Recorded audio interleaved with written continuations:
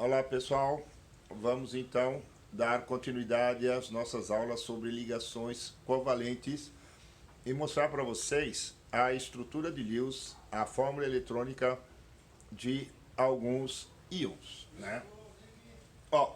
Vamos começar com H3 ou mais, que é o cátion hidrônio ou hidroxônio. Bem, então a primeira parte é escolher o átomo central. Quem vai ser o átomo central? O oxigênio. Por que o oxigênio mesmo? Porque ele é maior do que o hidrogênio, porque ele tem mais elétrons na camada de valência e, consequentemente, ele pode fazer mais ligações. Então você coloca o oxigênio como átomo central. O oxigênio tem 6 elétrons na camada de valência e 3 hidrogênios. Claro?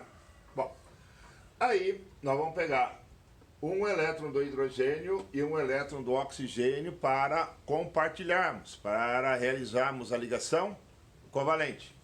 O que aconteceu? Você faz aqui, né, sem esse hidrogênio. Então você tem basicamente a estrutura da água. Mas a água tem 2 pares de elétrons não compartilhados. Você usa um par de elétrons não compartilhado da água para ligar esse hidrogênio aqui. O que aconteceu? Falta um elétron, né? Esse hidrogênio, ele está ligando ao oxigênio pelo par de elétrons do oxigênio. Com um elétron a menos, então o íon é positivo, é um cátion. Entendeu? Então vamos para o cátion amônio, NH4+. Escolha do átomo central, o nitrogênio. Elétrons da camada de valência do nitrogênio, 5. Do hidrogênio, 1. Então, você basicamente monta a molécula de NH3, da amônia, né? Um elétron do nitrogênio, um do hidrogênio, e você faz 3 ligações covalentes compartilhando um elétron de cada átomo. Mas aqui, o que é que vai acontecer? Você vai usar o par de elétrons do nitrogênio para fazer essa ligação aqui com o hidrogênio. Com o elétron a menos, a estrutura é positiva. Ela é um cátion, né? Bem, você poderia estar perguntando, mas professor, os elétrons não são todos iguais e indistinguíveis? Sim, né? Você poderia fazer, obviamente, todos os elétrons iguais. Nós só estamos colorindo esses elétrons para você entender didaticamente, né, como montar a estrutura, tá certo? BF4-. Então, olha só, o que significa esse menos aqui? Que a estrutura tem um elétron a mais. Então, veja, ó, o boro tem 3 elétrons na camada de valência e o flúor, 7. Então, você liga 3 átomos de flúor utilizando um elétron do boro e um elétron do flúor, né? Muito bem. O boro ficou com 6 elétrons e cada flúor com 8 elétrons. Mas o boro é do segundo período e o número máximo de elétrons ao redor do boro, por ele ser do segundo período, é 8. Então, veja bem, um fluoreto, um F-, que tem um elétron a mais, liga-se aqui, ó, 7 elétrons do flúor. Mas o boro não tem mais elétrons para fazer essa ligação aqui. Então esse elétron que eu fiz em azul é um elétron que veio de algum outro átomo em uma outra situação, né? Então o F-, ele tem 8 elétrons. Então o par de elétrons do flúor pode ligar-se ao boro e aí você tem BF4-. O íon nitrato. O íon nitrato é bastante interessante, né? Repare, o oxigênio tem 6 elétrons na camada de valência e o nitrogênio tem 5. Então, podemos fazer aqui, ó, uma ligação dupla com 2 elétrons do nitrogênio e 6 elétrons do oxigênio. O que é que vai acontecer? O oxigênio atinge o seu máximo, que é, ou que são 8 elétrons. Aqui, ó, o oxigênio tem 6. Então, o nitrogênio fornece os 2 elétrons necessários ao compartilhamento e o oxigênio fica com 8, né?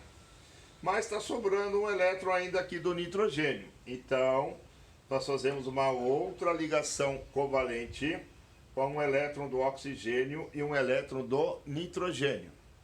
E o oxigênio fica com 7. Então, esse menos aqui é um elétron a mais para completar o octeto do oxigênio. Tranquilo? O sulfato, SO4 menos 2. Então, você pega o enxofre como átomo central e coloca 4 oxigênios. Elétrons na camada de valência do enxofre, 6. Do oxigênio, 6 também, né? Então, o que eu posso começar a fazer?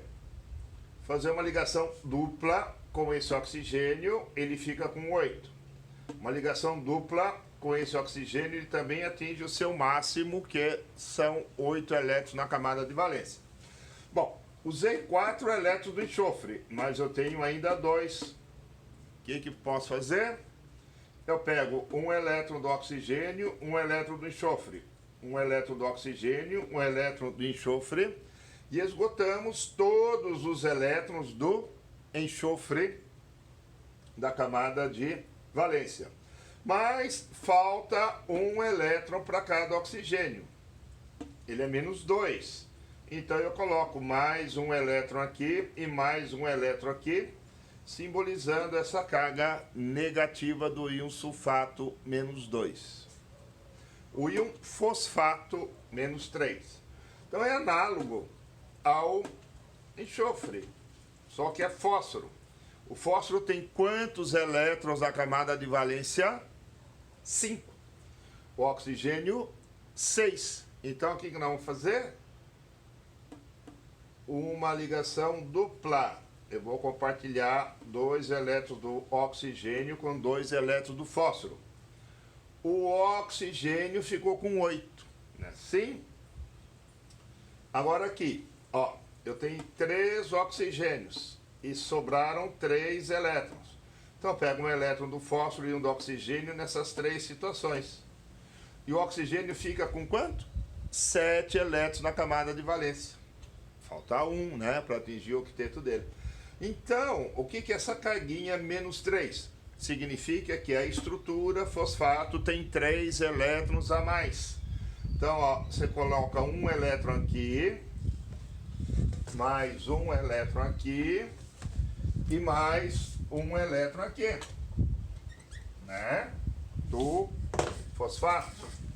Então, o que aconteceu agora? Ó, 1, 2, 3. Eu tenho 3 elétrons a mais na estrutura, essa carguinha é menos 3. Mas você, esperto como é, você deve estar se perguntando, mas espera aí, o enxofre aqui não tem mais que 8 elétrons ao seu redor? Tem. Ó, 4, 8, 10, 12. O fósforo não tem mais do que 8 elétrons ao seu redor? Tem. 4, 6, 8, 10. Então, por que isso pode acontecer? Porque o fósforo e o enxofre, eles são do terceiro período, tá?